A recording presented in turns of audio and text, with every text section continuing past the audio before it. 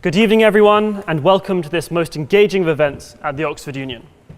In association with the Oxford University Islamic Society, we are welcoming Professor Tariq Ramadan and Mariam Namazi to debate the key issues facing Islam in Europe today. Professor Tariq Ramadan is a professor of contemporary Islamic studies in Oxford, having formerly held positions in universities across the world. He is a persona non grata in at least 6 countries, including Saudi Arabia and Egypt, and his challenges to, for his challenges to undemocratic regimes. Mariam Namazi is a spokesperson for the Council of Ex-Muslims and for Iranian Solidarity. Her writing specializes in challenging cultural relativism and political Islam, which has had multiple lectures no-platformed and disrupted as a result of her views. Thank you to both our speakers for joining us here today. You are most welcome.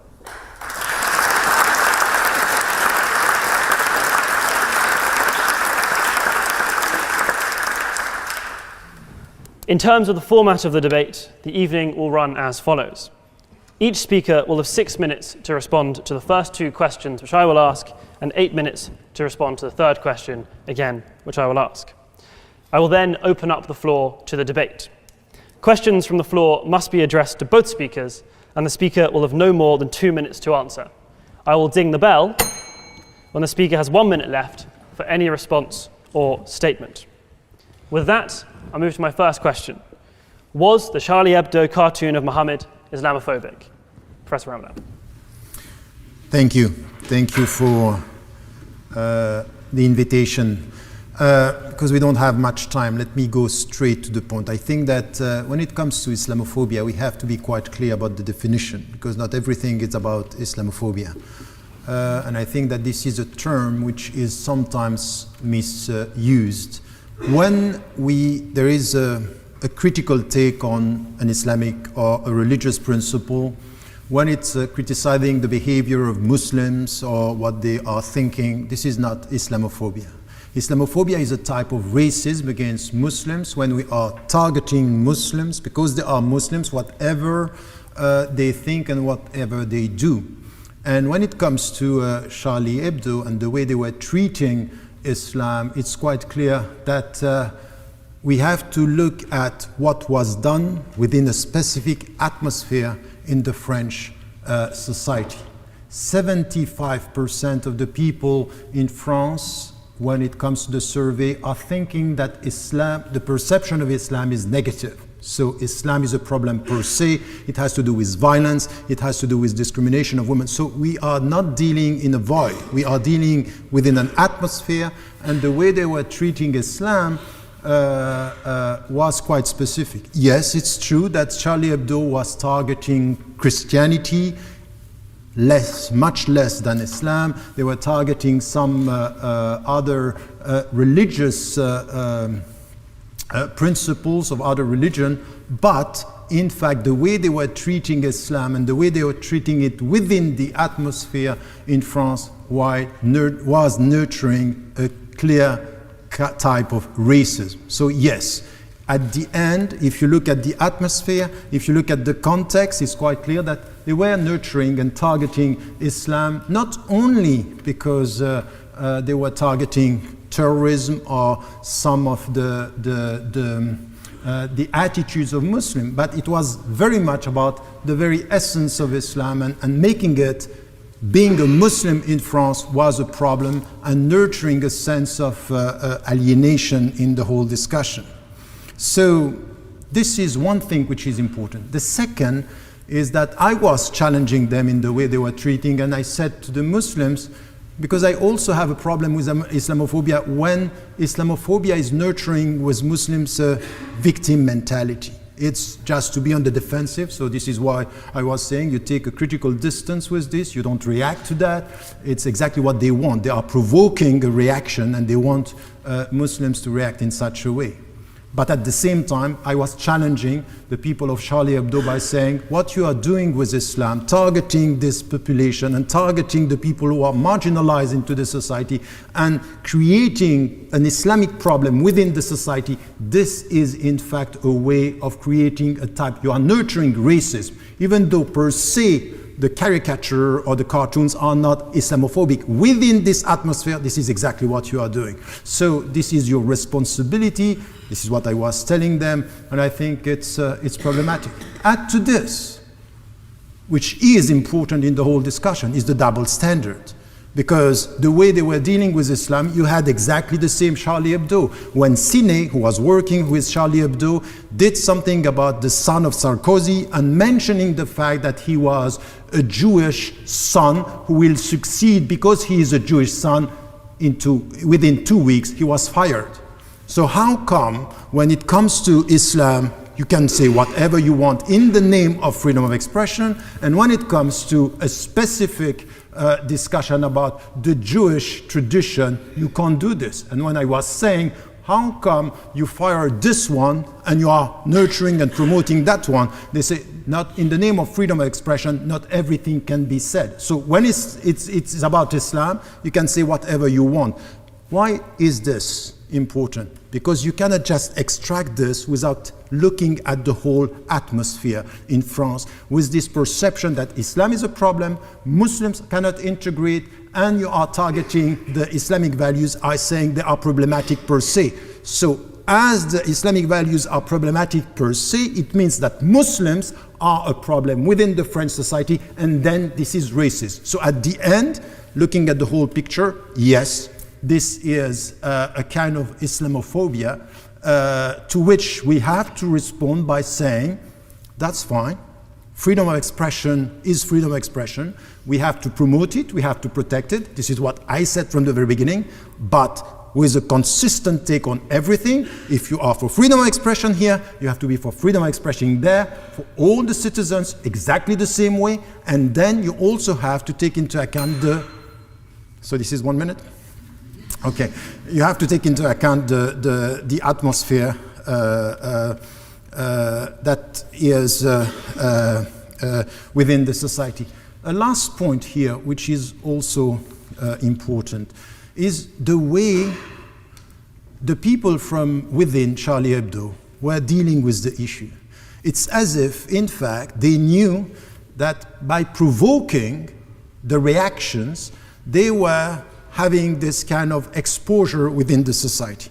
And I was telling them, if you are serious about freedom of expression and not only provoking and making money of the whole process, because you also have a book was written about what is behind the scene, in which way everything which was done was creating this kind of controversy, and they were making money out of it.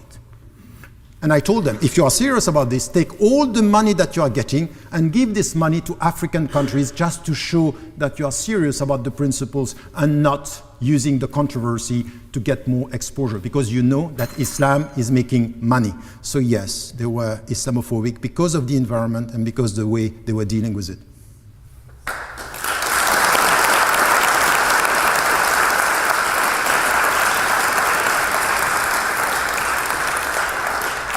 Thank you very much for that, Professor Ramadan. Mariam Namazi, was the Charlie Hebdo cartoon of Muhammad Islamophobic? Thank you very much, everyone. It's a pleasure to be here and to be standing here. I think that criticism of religion, however offensive, isn't racism against believers. I think there is a misconception about this term. If we're talking about racism against Muslims, then I accept that we should use a term Muslim phobia or bigotry against Muslims. When it comes to Islamophobia, I have a huge problem with this term because I feel that it is used in order to defend and protect criticism against Islam. And I think what it is doing is conflating blasphemy with bigotry in order to impose Islamist norms on the wider society. Charlie Hebdo's cartoons of Muhammad, Islam's prophet, are no more bigotry against Muslims than its covers poking fun against Christian or Jewish gods, prophets, rabbis, clerics are bigotry against Christians and Jews. In Iran, in Saudi Arabia, in the Islamic State, critics of religion are often faced with accusations of blasphemy and apostasy for very similar things. Here in Europe, they are accused of Islamophobia. Accusations of Islamophobia, in my opinion, are used to scaremonger people into silence rather than out of a concern for minorities, as if minorities, like myself, do not have the right to criticize religion and Islamism, which is the religious right wing. In fact, someone like myself, an atheist of Muslim heritage, is a minority within a minority and needs the right and possibility to be able to criticize Islam without accusations of Islamophobia. Essentializing and homogenizing Muslims and equating them with Islamists, which I think is what this term actually does, reduces masses of people to fanatics who are more concerned with cartoons than with murder. It's like equating Christians with the KKK or with Pegida.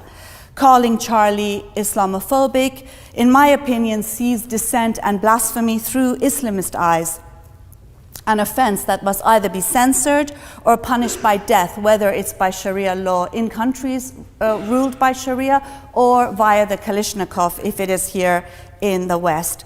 Charlie Hebdo belongs to an anti-clerical and satirical tradition that is not the sole domain of the West. For example, we have the Azerbaijani weekly magazine Mollah Nasreddin, which was founded in 1906, which similarly poked fun at Islam. Muhammad was also depicted in the weekly, and mullahs in Persia at the time, it's called Iran today, issued a fatwa calling for the death of its editor, Mirza Jalil. You've got many examples of this nature. The deeply anti-religious writer Sadiq Hidayat, who died in 1951, he's another example where he said heaven is the best excuse to make this world into a hell.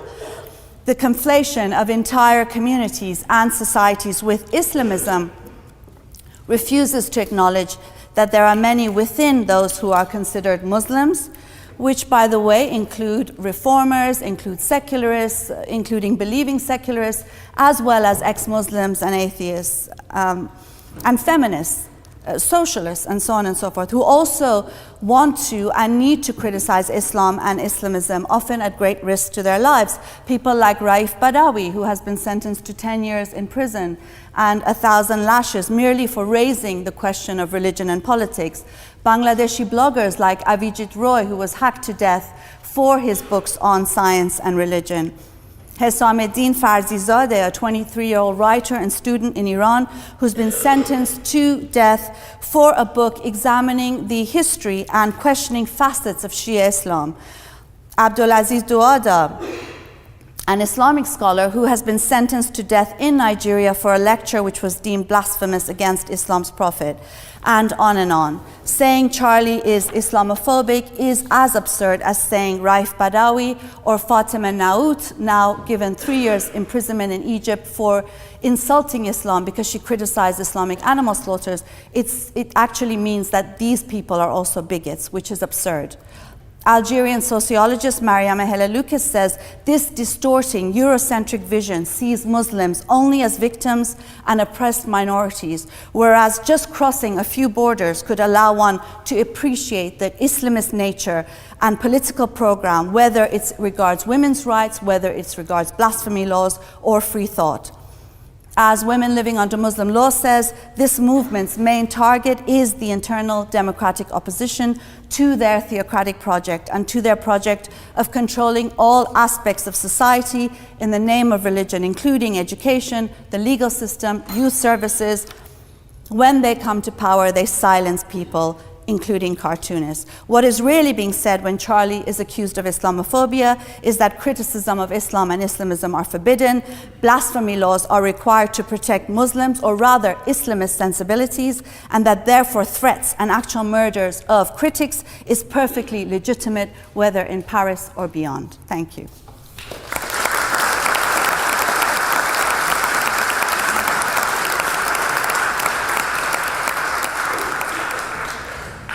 Thank you very much for that. We now turn to our second question, which is, has your opinion of saying Je suis Charlie changed over the past year? Mariam, you have 6 minutes. Okay. I was Charlie 6 years ago. Today, Je suis Charlie, and I will always be Charlie. Here's my badge saying so. Saying one is Charlie has never meant approving everything that has been said and done by Charlie, though I must admit that I do approve of much of its left-wing, anti-racist and anti-clerical satire. I think poking fun at religion and blasphemy in the age of ISIS, when one can be killed for it, is a historical task and necessity. This is one of the main reasons why I founded something like the Council of Ex-Muslims of Britain, to break the taboo that comes with questioning and leaving Islam, and to challenge Islamists who strive to deny us the right to think and speak freely, including in secular societies. You don't have to like Charlie or any acts of blasphemy to defend the right to blaspheme and free expression. That is what, in my opinion, Je suis Charlie means. Think about it for a moment. Charlie cartoonists were killed in broad daylight, in cold blood, merely for their cartoons. Those who refused to stand with them imply that they got what they deserved. They should not have been killed, but what did they expect? This culture of offense and accusations of Islamophobia are smokescreens. They serve to legitimize Islamist terror and violence and to blame the victims. Islamism's a far-right political movement that has murdered innumerable Charlie Hebdos over several decades across the Middle East, North Africa, and Asia, including many Muslims who have dared to speak or mock or just live 21st century lives prohibited by the brothers. Being a woman, being a free thinker, being gay, being unveiled, improperly veiled, being an atheist, going to school, laughing out loud, driving a car, having sex that is not religiously prescribed, falling in love, dancing, all of these offend them, and violence to all this is their usual response. Calling for civility, censorship, silence, or respect for the offended is merely heeding the Islamist demand for blasphemy laws at the expense of dissenters. So yes, I am Charlie, and I am also the many Muslims, ex-Muslims and none, who criticize and question Islam day in and day out, and criticize Islamism day in and day out across the globe at great risk to themselves. Mr. Ramadan says he is not Charlie or Paris. Instead, he says he is those who are under investigation. That I show solidarity with the cartoonist murdered for blasphemy, and that he shows solidarity with those under investigation is telling enough. As Algerian sociologist Mariam Helaloukas says, in all of this, terror itself has been disappeared from the discourse. It loses reality. It becomes just an illusion. It's conjured away, and all that we are left with is blaming the victims. The refusal to be intimidated is the greatest challenge faced by today's generations, a generation which is global, hyper-connected, confronted by instantaneous and worldwide exchanges of ideas between internet users of different religions and temporalities, says writer Caroline Forrest. The rules we are at present putting in place will determine whether we live in a world of violence and terror or a world of emancipation. It must be clear to all that yes, but will lead to a society where religion will once more be taboo, where believers will be more privileged than non-believers, where majority religions will take precedence over minority ones, and where intimidation and violence will have won. The group that says, I don't agree, but I shall fight for your right to say it, will, however, create a world where people are able to engage in dialogue despite their disagreements, where believers and non-believers are equal, where all religions are considered equal, where we can laugh at our fears and stand united against those who promote violence. There is no other alternative. We either stand firm or back down. Those who think that by backing down they will avoid war are making a serious mistake. The war has already begun, decades of war against our free thinkers in the Middle East, North Africa, South Asia. Only courage will restore peace. Thank you.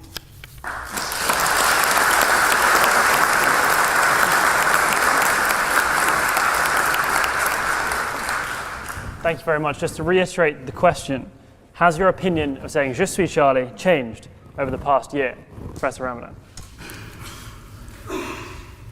Thank you. Look, I have been listening to the two talks, and I have a problem, because there is a great deal of emotional statements and confusion. Confusion because you are talking about what is happening in Muslim majority countries, you come back to the reality here, and at the end, all this is putting you, quite paradoxically, in the state of the victims. So you are talking about the victim mentality, but all what you are saying is that we are the victims of those Muslims and And by the way, we don't know when you talk about Muslims and Islamists and extremists. So at the end, they are all the same, apparently. And confusion is not helping. And the emotional take is not helping as well. And I think that when you are talking about Muslims playing the victims, you might ask yourself if you are not playing the victims in the whole way you are putting the question. Now, about the Je suis Charlie. Straight after what happened, I was asked in Switzerland, are you Charlie? I said, no, I'm not. I'm not Charlie, and then I explained my position. And please, don't reduce what I said with the way you put it right now. Because the starting point of critical debate is accurate quotations. And what I said is, if you mean by Charlie that we have to promote freedom of expression and the right to say whatever you want to say, I said it much before in the 90s and even when the cartoon controversy started in Denmark. Say, take a critical distance, say whatever you want to say, I'm not going to react, I don't react to provocations, and I don't like what you are saying, but you are free to say it. So if you mean by this being Charlie, that's fine. But if you mean by being Charlie that I'm supporting this kind of silly sense of humor, targeting the people, I'm not Charlie, and this is my right. So if you are putting me in a situation that I don't have the right to say, that's a sense of humor that I don't like, in fact, you are taking my freedom of expression by saying you have to be for Charlie, or you are an Islamist, a radical, and you are putting yourself now in the situation of being the victims. So it's the other way around. At the end, you are the victims and I am the aggressor. And at the end, all this was instrumentalized by the French government and many leaders around the world. Are you Charlie with Bongo? Are you Charlie with Netanyahu, who are leading the demonstration in Paris? I'm not with these people, and I don't want any kind of instrumentalizing the emotional politics that happened just after this.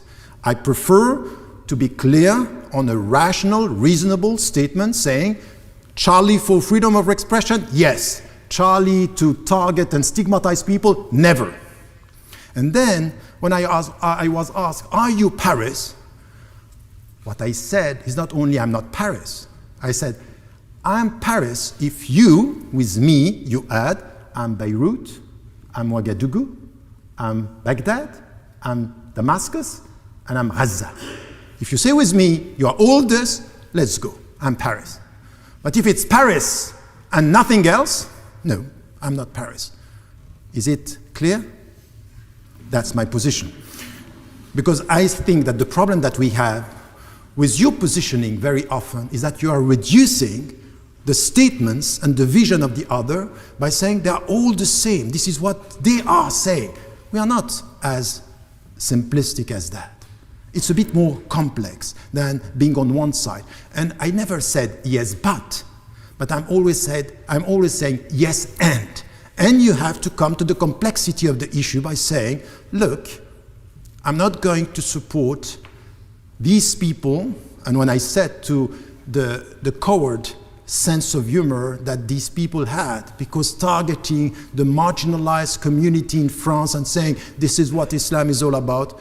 No, by the way, I never, and I would never say that you are Islamophobic. You have the right to criticize Islam and some of the Islamic principles. Go ahead, do the job, do what you want to do, but don't reduce your position to something which is targeting the Muslims and doing what they were doing and the way they were doing it. Now, by saying this, it's also something that I wanted to add here. Beyond the emotional politics and beyond the instrumentalization, I'm sorry to see that you are nurturing this and helping. And helping in a way which is, for me, very, very dangerous. You are not helping critical debate. You are exactly on the same way using the emotional politics to nurture a sense that we cannot have a critical debate with Muslims, because if they start taking a stand on some of these issues, it means that implicitly they are narrow-minded, they are Islamists, and they are radicals. That's not helping the debate. You are not helping the debate. And I would rather suggest that we come to something which is what we need to do. I'm talking to Muslims around the world by letting them, pushing them to say, we need a critical thinking. And if you criticize Islamic principles, I will never, never reduce this to Islamophobia. But I don't want, we take a stand, to have people, every time we say we don't like it, it means because you don't like it, you have a hidden agenda or an Islamist understanding. I think that this kind of binary vision is the starting point of dogmatic mind. And you know what? You know what is dangerous? You can be an ex-Muslim and having a dogmatic mind. It could happen. Thank you.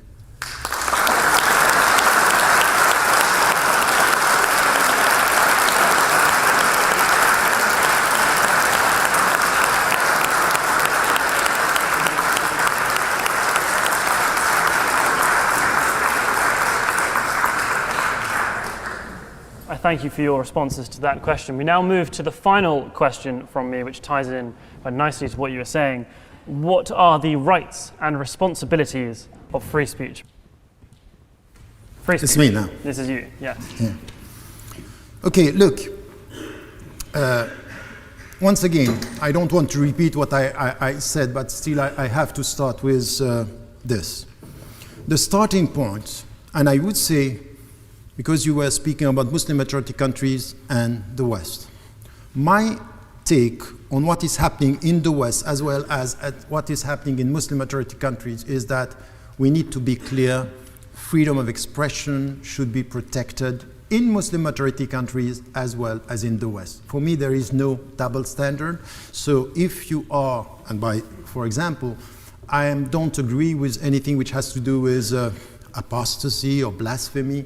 When I was asked by the ISISCO and the International Islamic Conference to promote laws for blasphemy in the West, I say no, that's not the right way. It's not going to solve the problem. It's not by adding law and preventing people from speaking that we will solve the problem.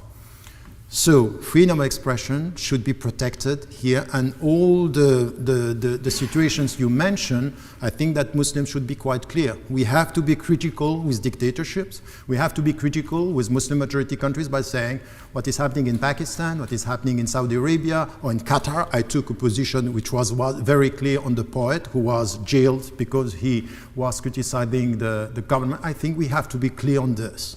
Freedom of expression is a right.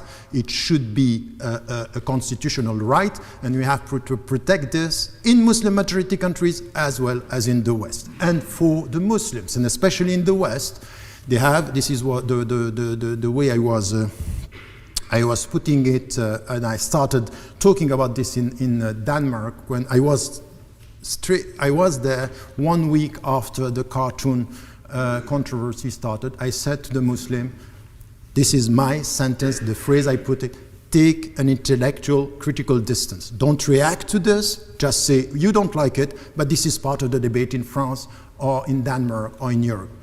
To the point that what we have to acknowledge is that in France, as well as in Denmark, and then in the Netherlands, and even here in this country, in the UK, the Muslims, when they are dealing with criticism, their reaction is in majority quite reasonable. They are not today. It's not the same as when it happened with Salman Rushdie. And by the way, my position in Salman Rushdie was to criticize the Iranian fatwa by saying this is not a religious fatwa, it's a political one, and I don't agree with this. He has the right to express himself. This was my position. So don't reduce our criticism of a way of using freedom of speech as being completely against freedom of expression. So I think that this is something that we have to nurture everywhere.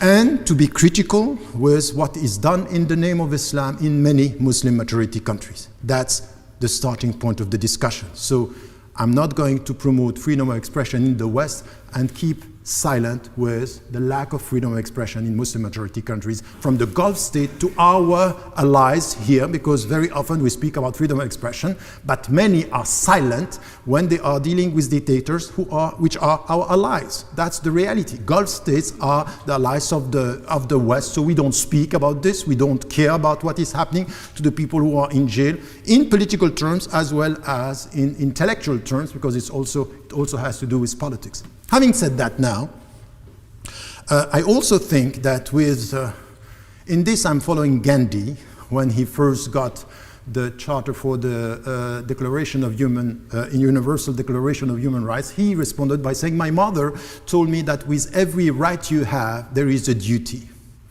And I think that, yes, when we are in a pluralistic society, and you look at this room, people are coming from all over the world with different backgrounds, different religions. I think that you have the right to speak the way you want, but you also have some responsibility in the way you use your rights. And this is where I think that there are things that are legally possible, but ethically silly. Yes, you have the right to, for example, I got people who came to me in the Netherlands say, they are criticizing Islam, we are going to criticize the Jewish tradition and criticize the Holocaust by showing that you cannot touch this, this is sacred. I said, that's not the answer. Of course you can mock the suffering of the people. Do you think that this is ethical? I can do that, but it's silly. Am I going to do this? Am I going to criticize the religions or the suffering of the people? I think that there is an ethical way of dealing with your rights. It's legal, but it's silly to do it. So just be respectful, be respectful towards the sensitivity of the people, and this has to do with education. Civic education means know your rights, but know how to deal with your rights.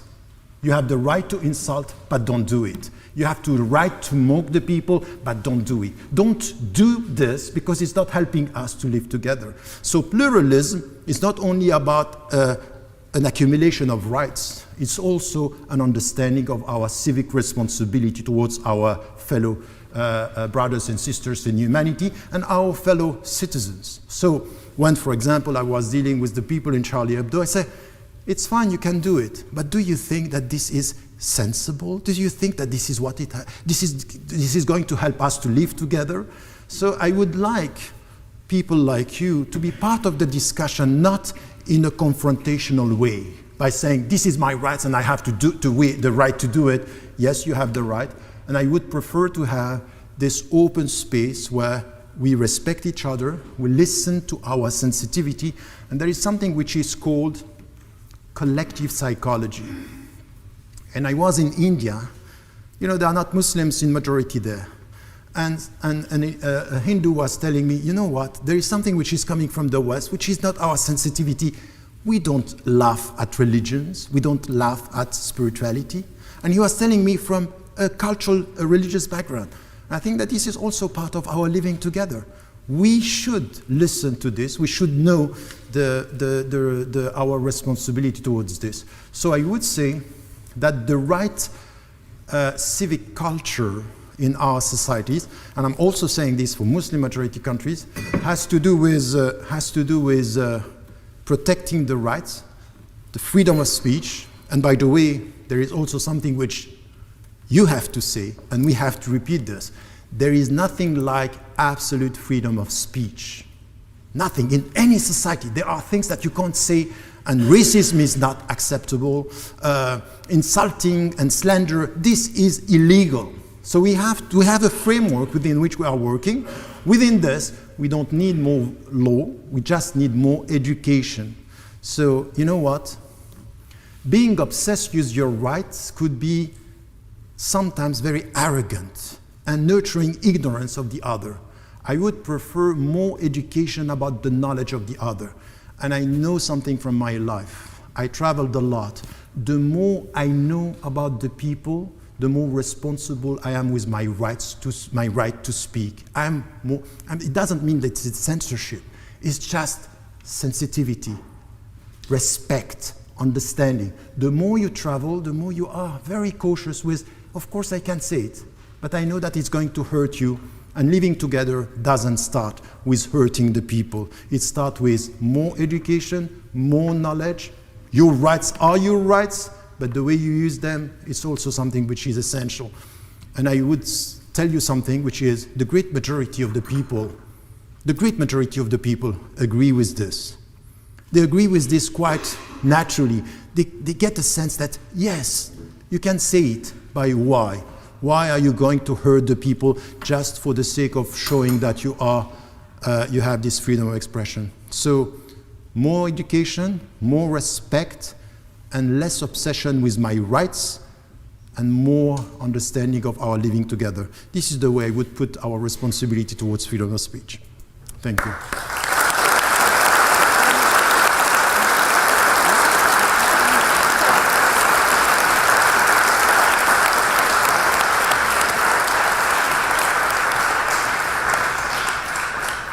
Thank you for that. I now would like to repeat the question. What are the rights and responsibilities of free speech? Mariam, you have 8 minutes. Yeah, I mean, I think when we're talking about the rights and responsibilities of free speech, there is no R or we.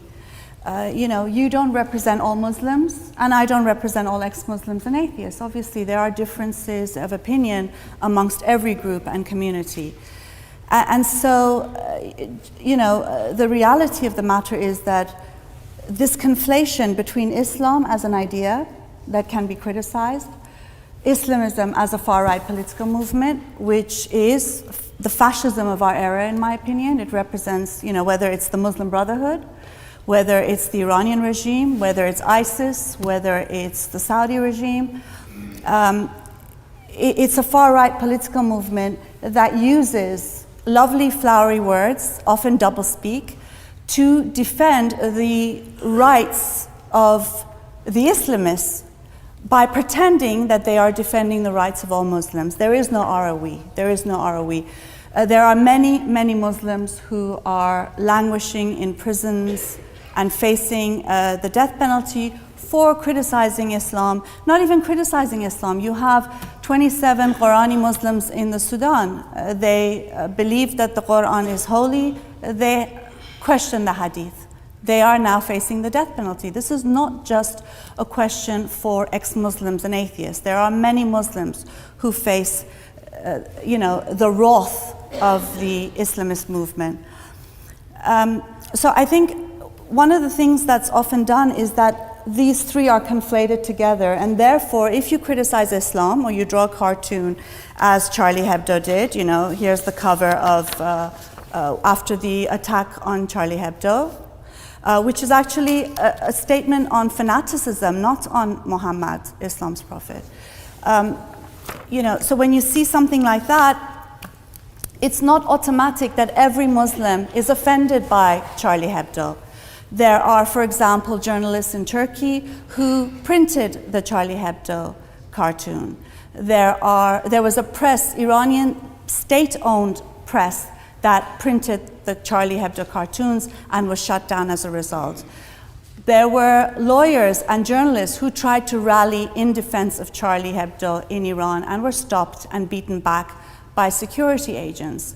And there were cartoonists from across the Arab world who showed their solidarity with Charlie, and they were able to say, "Je suis Charlie." That doesn't mean that they're siding with every reactionary head of state that silences free speech, that censors free speech by pretending to side with Charlie, the Saudi government coming and siding with Charlie when it's murdering its free thinkers there. But what I'm saying is that there is no us and we. There are many Muslims who defend Charlie because in defending Charlie, they see that they are defending themselves. Because if Charlie cannot criticize Islam in the secular West, what chance do people have who are defending the right to speak in countries under Sharia law, in countries under blasphemy laws, in countries under apostasy laws? 14 countries punish apostates to death. 20 punish blasphemers to death. This is not, just to talk about racism. Racism is huge, and don't forget, it affects all of us, including ex-Muslims. Do you think the racists and fascists can distinguish between any of us? They can't even tell a Sikh from a Muslim. We're all the same to them. We're the other. We're the uncivilized, savage hordes trying to take over and Islamicize their white Christian Europe. We're all treated that way. I am often labeled an undercover jihadi merely for saying that you cannot equate all Muslims with Islamism. Many Muslims are free thinkers and secularists and have stood by me and defended my right to speak at risk to their lives. To say that this is, I'm bringing in the Muslim majority countries and we're talking about Europe, look, you know very well the Muslim Brotherhood travels all over the world because it sees Islamism is a global movement. The violence is global. It affects people in Nigeria, in Mali, in Cameroon, in Iran, in Saudi Arabia. Mosques are blown up by the jihadis. Schools are blown up by the jihadis. And not only just the jihadis, Sharia law discriminates against women. There are many women, Muslim women, fighting against discriminatory family laws, against gender segregation, against compulsory veiling. You know that. That is the reality for many people. So to say that we can't bring these two together, or that saying that is emotional, I think misses the point. I think there are many in this country that benefit from pretending that Muslim equals Islamist. They don't. In my opinion, they don't. And I have many family members and friends and people who are struggling with me against Sharia law for Raif Badawi's freedom, as well as against gender segregation at universities here in Britain, who are also Muslim. There is no us and we. This is the problem with identity politics. You think to defend the rights of people, you have to defend Islam and Islamism. No. You have to defend political and social ideals for equality, for freedom of expression, and that includes defending the rights of Muslims and ex-Muslims. I'm sorry, can I ask for just a I'm sorry, if I can just finish, and then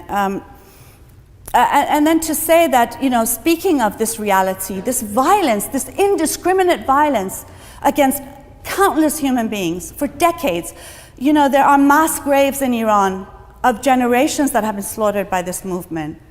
There are generations slaughtered in Algeria, in many places. To say that these are emotional recountings of things is unfair. And to say that you're playing victim when you say this is also unfair. My point is that these are not victims. I am not a victim. I am someone who is a dissenter and who resists. And I think it is important to remember that this is not just about Charlie. This is about the resistance and dissent of many of us in Muslim majority countries and right here in Europe that are only merely asking for the right to speak. This is not about targeting a minority.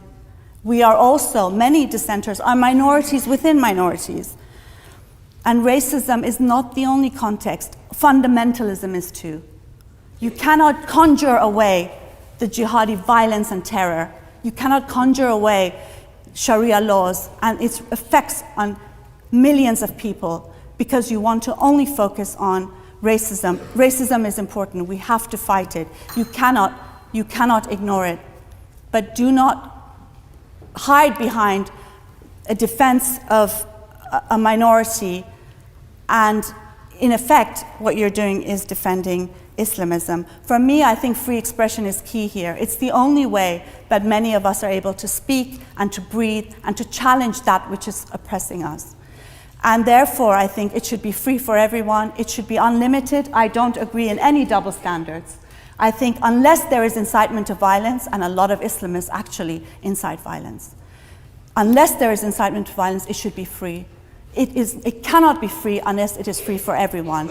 But especially if it is free for Islamists, it should be free for the dissenters as well. Thank you very much.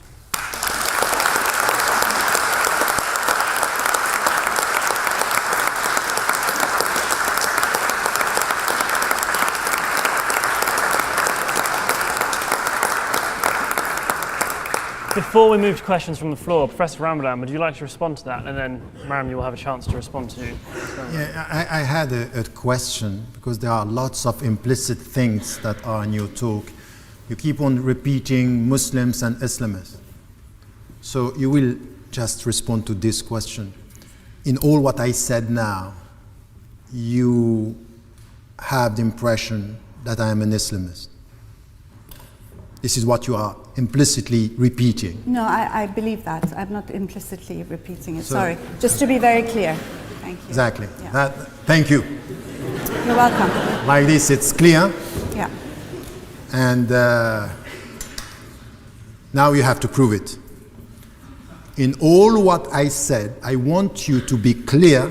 And by the way, you know that you didn't respond to the question. The third question was missed. Well, don't worry. I know. Yeah. You will come. They won't understand a word I said, so it's fine. No, but the last question was very important. Well, it was the most important I think one. free expression is important. So, and can I ask you unlimited. something? Yeah. I want you, in a clear way, without implicit statement, to tell me where and when, in what I said tonight, there is something that you can call Islamist. By this, you have to define Islamist. Okay? I want this. The second thing, which for me, it's problematic in all what you are saying. I was not saying we and you, us and them. I was talking to you by saying from your position. And by the way, you will find me in your support in anything that you have to say here or in the Muslim majority country. I will defend your right to say what you have to say. That's the starting point of the discussion. But yes, there is a we and there is a them. How? Not by saying we Muslims versus the West. No. My position here tonight is to say lots of the people who are here who are not religious, some of them are Muslims, others are Christians or Jews, could come together and in the name of freedom of expression could say you are free to speak, but you have to be respectful of the others. This has nothing to do with Muslims versus the others. It is human rights and no double standard. So the last thing is, you said there is no double standard.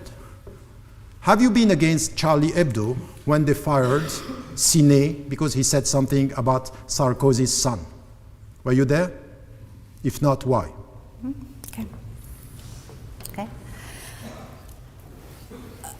I think when we're talking about the question of free expression, when you say you will defend my right to say but you must be respectful, but there are responsibilities. I didn't say that. Allow him to finish. I didn't say but. But if we could allow him to finish. But there needs to be responsibility in what is said. The but is a form of nicely restricting free expression. Saying that one who criticizes religion offends one's, the sensibilities of some doesn't take into account my sensibilities. I am offended when you go on TV and do not call for an end to stoning, but merely for a moratorium. I am offended. So mean. I am offended when you defend segregated swimming pools and you tell people that they should only shake hands if they have to with the opposite sex. It offends my sensibilities too, but that's fine. I can handle it. What I'm saying is that when we discuss free expression and we add buts to it, it is a way of censorship. It doesn't mean we don't respect each other as people. We must respect each other as people, irrespective of our beliefs. We must. We must. For me, I think while ideas are not sacred, human beings should be. But respecting people doesn't necessarily mean respecting ideas. We don't have to do that. You don't like my ideas, I may not like your ideas, that's fine. But if we start restricting what we can and cannot say with buts, we're not going to be able to give the possibility to speak freely, and we need to speak freely. We need to speak freely. Again, I don't subscribe to this whole idea of clash of civilizations, us versus them. I think that there are many Muslims, ex-Muslims, non-Muslims who are secularists, who are fighting the theocrats, the Islamists. The goal of the Islamists are to impose their project wherever they can, their theocratic project. Wherever they have the slightest amount of power, it is the end of free thought, the end of blasphemy, the end of apostasy, the end of women's rights. Therefore, what the only thing that most people have, that we all have in response to this movement, which is a fascist movement from the Muslim Brotherhood to ISIS to the Islamic Republic of Iran, is free expression. So please do not tell me, speak but respect my sensibilities. Speak but please don't offend me. Speak but don't be Islamophobic. Do not incite hatred, which is not, in my opinion, I'm challenging hatred, but that's what it's called in this day and age. When you say but, it's a restriction, and I think we should speak freely as long as no violence is being incited. But let's hope the Islamists can manage that. Thank you. We'll now move to questions. You forgot my first question about Islam. I don't have we will now move to questions from the floor, things, where I'm sure these issues will come up. So if you'd like to ask a question, please raise your hand high in the air, and someone will come round with a microphone which will amplify your voice. If we can please go to the second row here. Hello.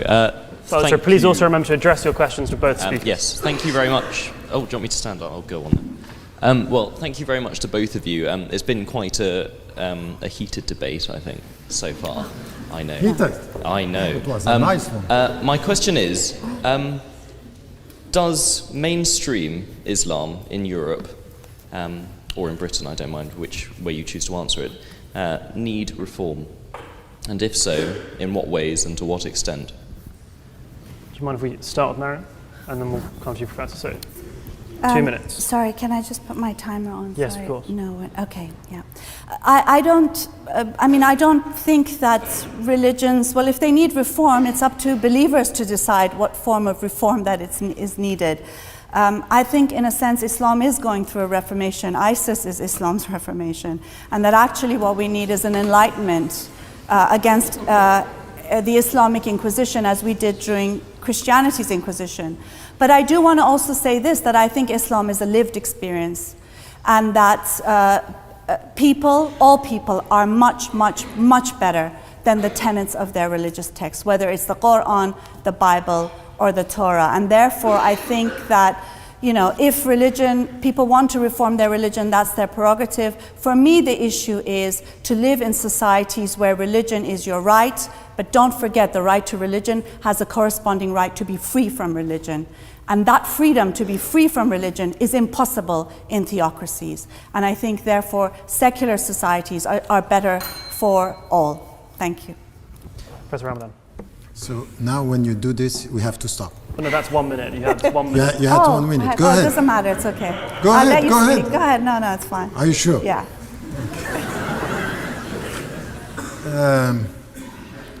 Can I take her minute?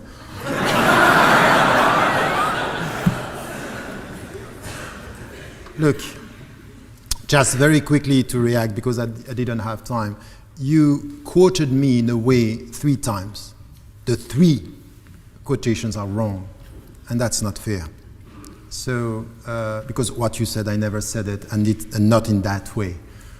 For example, to say if a woman doesn't want to go to a swimming pool, she should have the right to go wherever she wants, is not the same as promoting segregation. That's not exactly the point. So don't twist my things and don't smile at this. Just be clear on the quotation.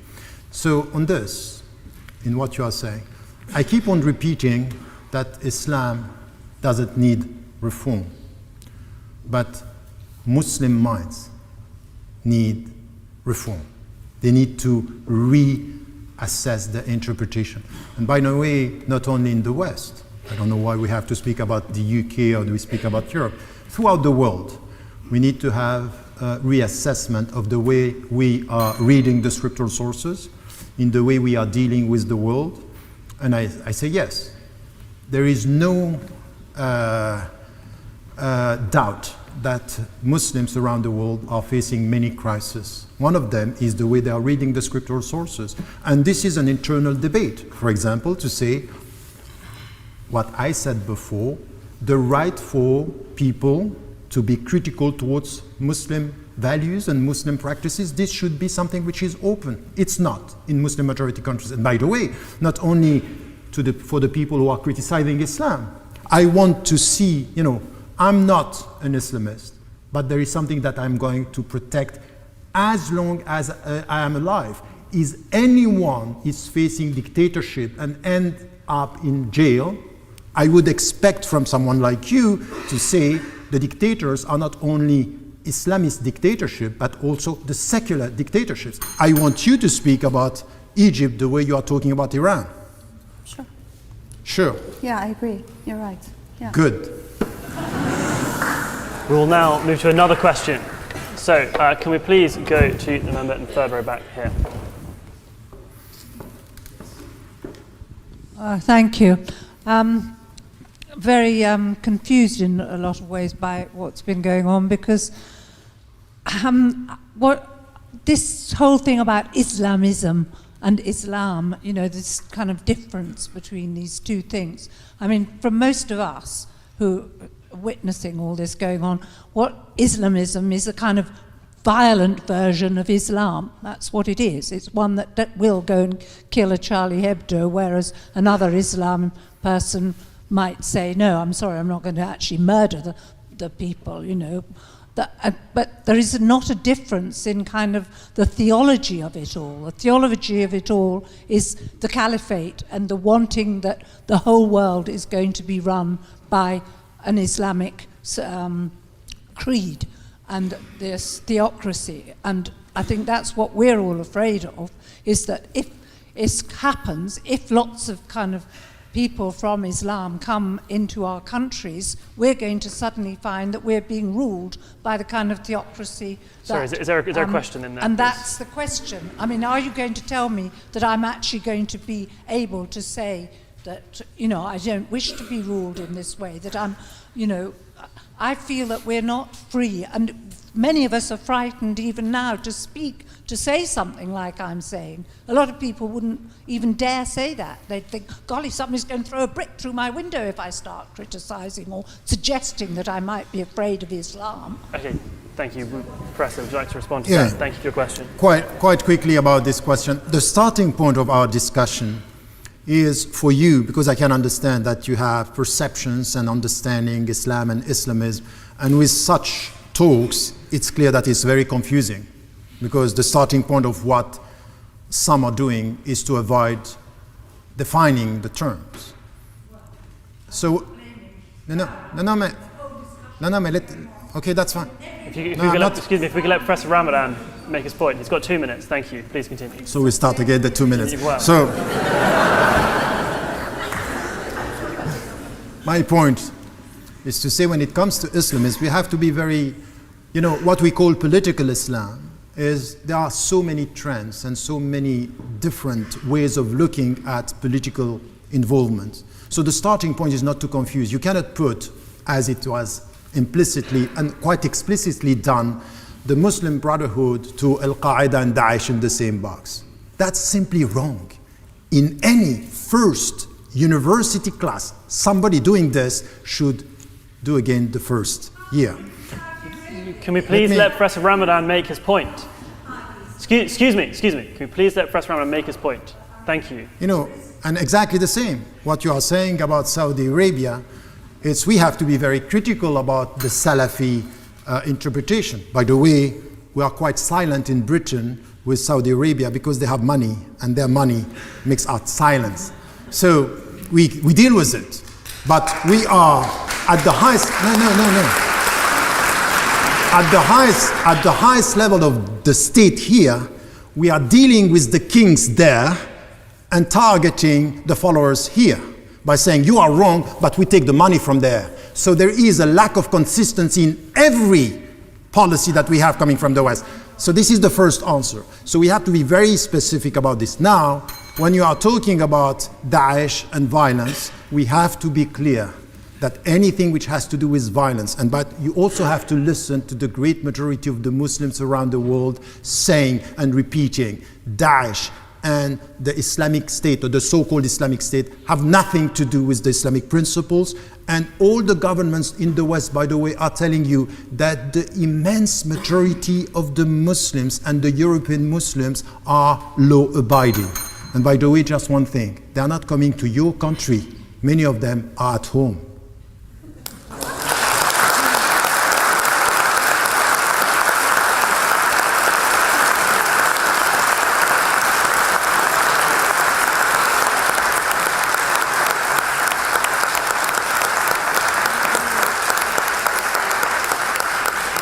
Maryam Namazi, you have 2 minutes to respond to the debate. I think there are distinctions to be made. One is Islam, of course, is a religious belief. It's an idea like Christianity, like Judaism, like Hinduism. The religious right is a far-right political movement, like the Christian right that bombs abortion centers in the US, like the Hindu right that massacres Muslims in the Gujarat, like the Buddhist right in Sri Lanka or Myanmar, which is killing Muslims. Fundamentally, it's a political movement. While it has something to do with religion, it is first and foremost a political movement. And therefore, I think it's easy to make that distinction between Christianity and the Christian right. Not every Christian is burning down asylum centers with Pegida or burning crosses on people's lawns with the KKK. There is a huge distinction between ordinary believers and a far-right political movement. Yes, of course, there are distinctions between the Muslim Brotherhood, Al-Qaeda, and Islamic State, as there are distinctions with the Hindu right and within the Hindu right, the Christian right. Nonetheless, they are fundamentally the same form of movement. A little bit less fascist is still fascist, in my opinion. And finally, Muslims are people like all others. They have as many different opinions and voices as there are people. Many of those who are fleeing now from Syria, from very often Islamic states and dictatorships, are people who just want to be free. We shouldn't be afraid of them. They are just like any of us. They are voting with their very feet, despite the fact that the Islamic State has issued fatwas saying that to leave Syria and Iraq is a crime, an apostasy crime. They are voting with their very feet because they also dream of freedom and equality. And that's why these are not Western demands, they are universal ones. And for me, I think open borders is the key in a global age where flight is the reality for many. Look at those people as people who are coming to bring universal values. Many of them are, a vast majority are. Thank you.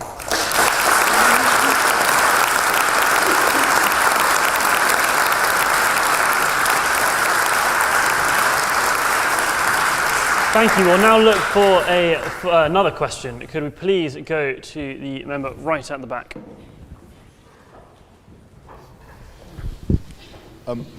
Hi, Mariam. I used to live in Dubai, and whilst there I found myself accepting the fact that actually when you went into Can you keep your microphone to your mouth so we can hear you, please? When you enter into a shopping mall, I found myself accepting the fact that actually girls were encouraged to cover up their bare shoulders.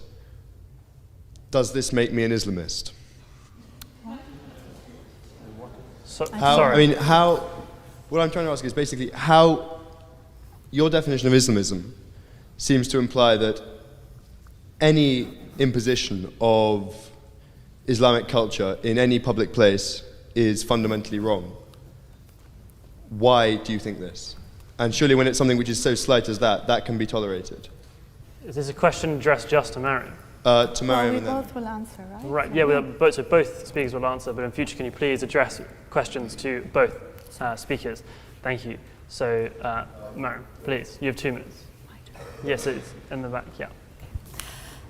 For me, I think obviously Islamism is a far-right political movement. I think there's confusion just because there is so much conflation between Muslims, Islam, and Islamism. And I think that is to the detriment of people, whatever their beliefs, within those who are considered Muslim heritage.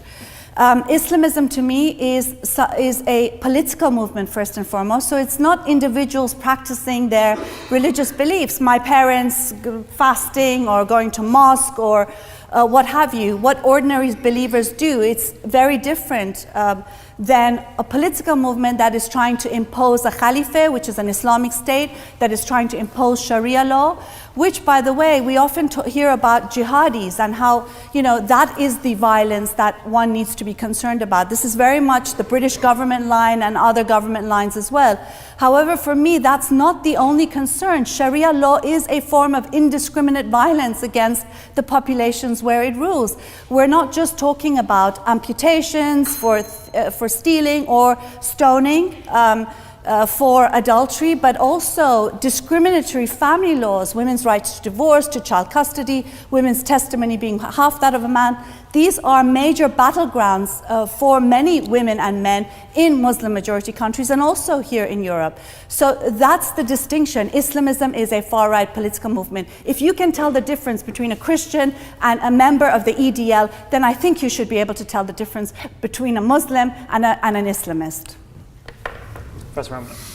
Yeah, once again, I think that the question was mainly about, again, something which is quite clear in what you are saying, is that there is a confusion in your definitions. We don't know who you are talking about. And once again, just to say Islamism is, there are two problems in what you are saying. Islamism is far-right parties, as if they are all like this, and the notion of Sharia is about discriminatory law, which I think, once again, it depends who you are talking about, how this is going to be interpreted, and once again, to reduce the concept to some implementations or some understanding, it's not fair. So I would like you to be much more sophisticated in the way you are dealing with the Islamic notions, and even with political Islam or Islamism, to the point that you can be much more consistent and much more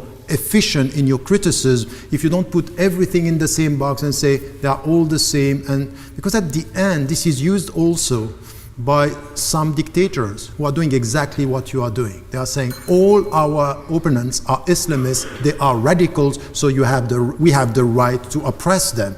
And I think that this is very dangerous.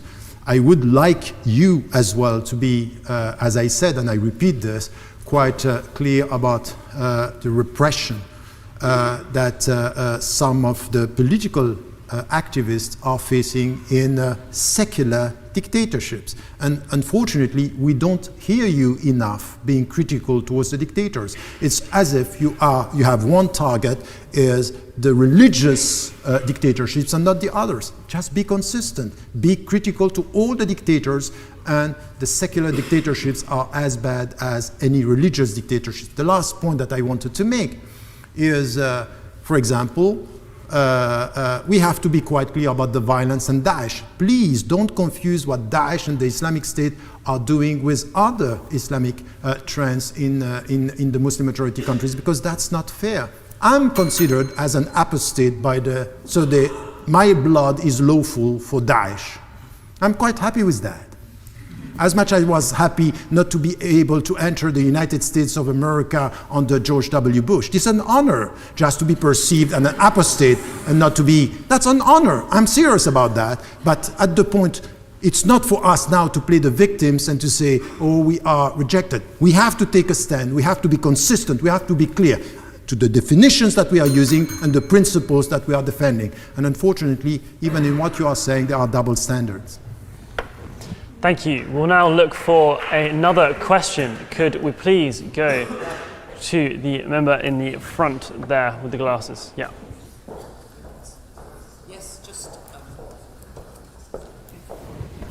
Yes, it's just a question in relation to definitions, because I understand from some of the other questions that are being asked here that there is some conflation and some confusion in relation to terms such as Islam and Islamism.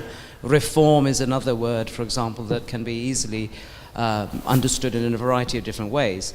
To what extent do both speakers regard the importance of making philosophical and psychological dispositions as part of our analysis of the situation? Because psychological and philosophical dispositions are important, because I think as one of the speakers has mentioned very clearly that there are lots of things going on in Muslim majority countries which might have a psychological or a philosophical basis to them.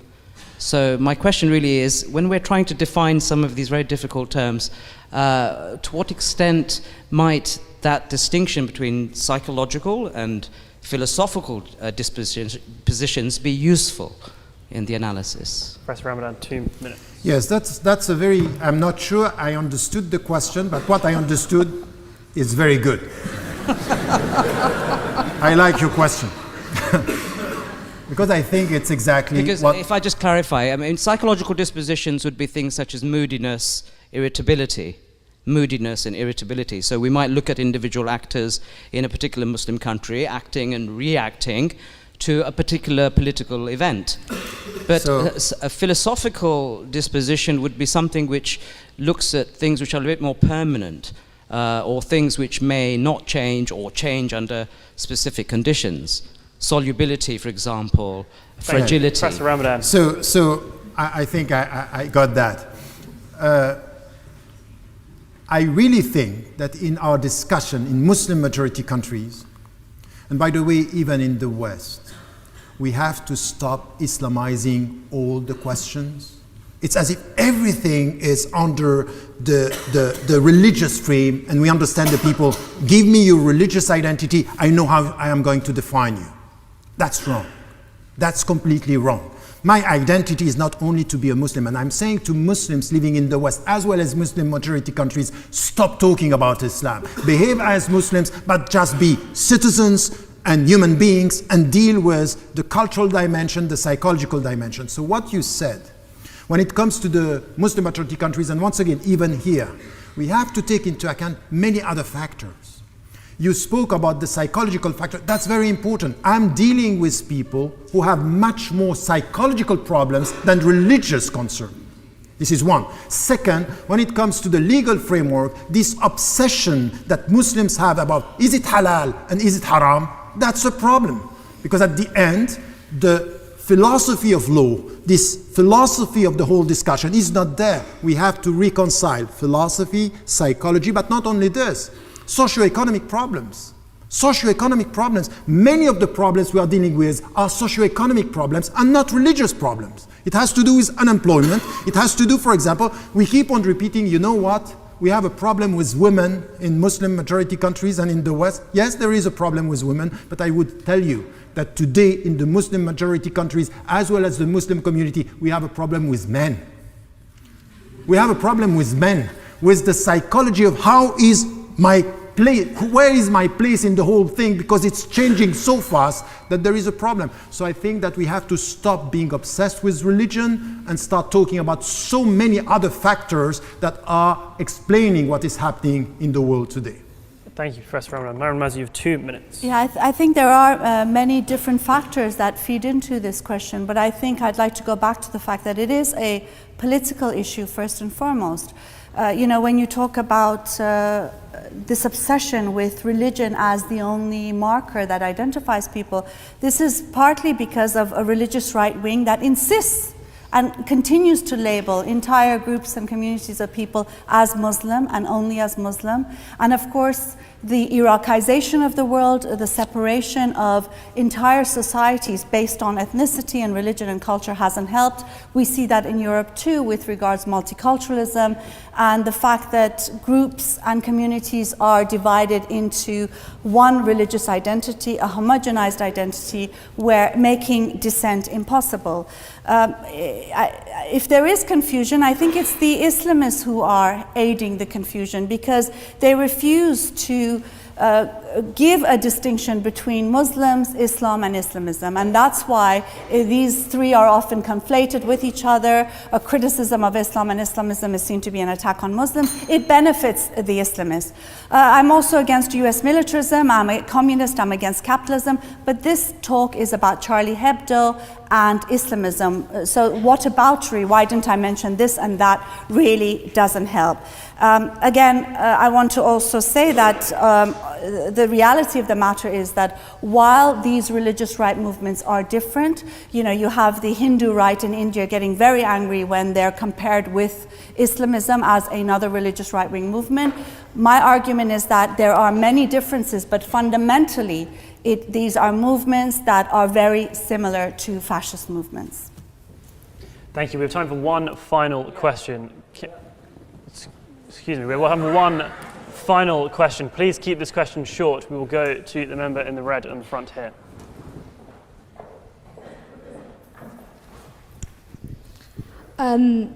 This question is probably aimed at Tarek, but I actually think both speakers can answer it.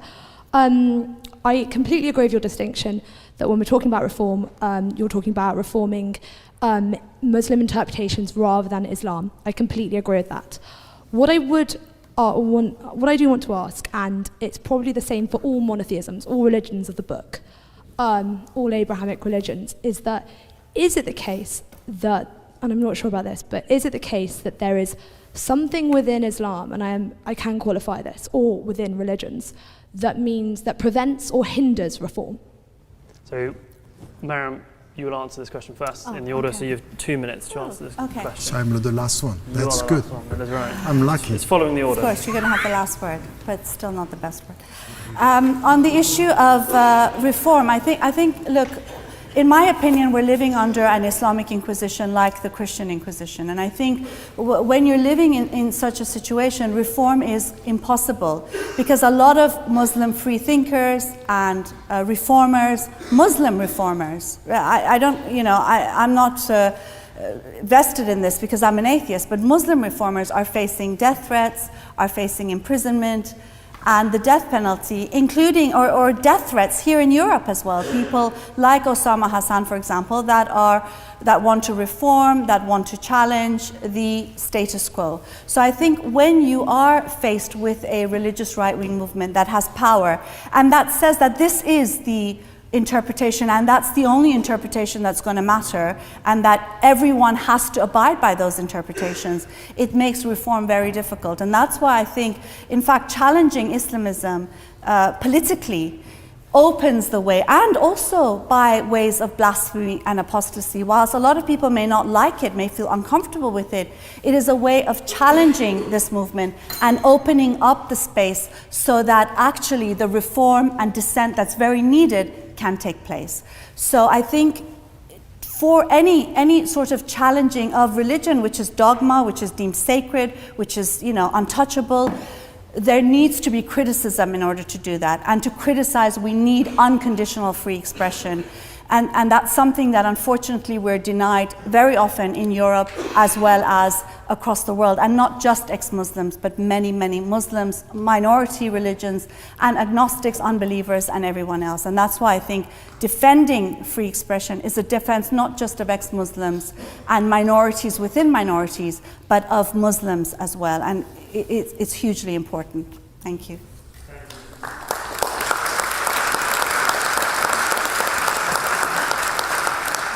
Professor Ramadan, you have 2 minutes.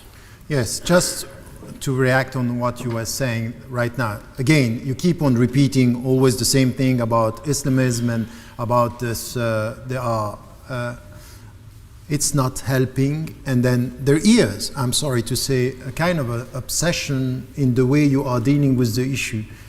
For example, when we say we have to stop being obsessed with, why do you call yourself an ex-Muslim? Why don't you tell us who you are now, not who you were before?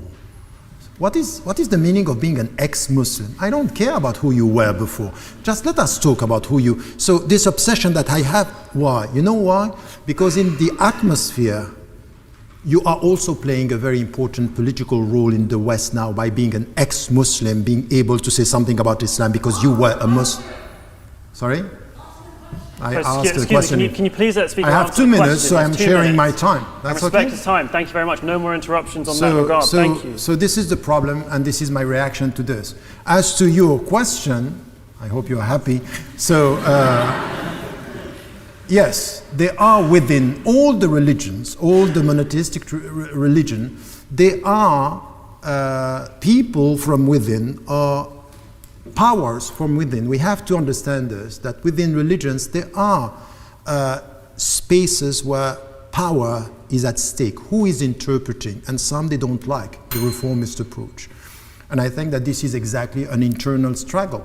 I'm coming from the reformist tradition. I call for radical reform from within, and I'm calling for a shift of the center of gravity of authority in Islam. But this has to be done from within with quite a credibility and a credential from within. It's not by putting all the Muslims together, and this is why I'm not talking about reforming Islam. I want to reform the Muslim minds. their interpretation, and also to challenge the scholars. For example, by saying to the Muslim scholars, who I call the scholars of the text, you are not the only reference to authority in Islam. You have to deal with other scholars and scholars that are dealing with the world. So bringing together this discussion, it's important. Yes, you are facing resistance, but at the end, a reform process is always like this.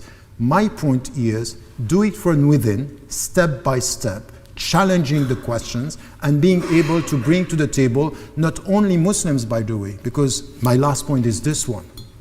In any religious reference, the reform is not only coming from within, it's not Muslims for Islam, it's all of us here by the questions, and this is why I'm saying this, even in the West, people of other faiths, through the questions they are putting to Muslims, are helping the Muslims to come to a new answer. So this is a process which is very important. I'm not expecting only Muslims to go for reform. It's in this two-way process that you can do it, and we need to do it.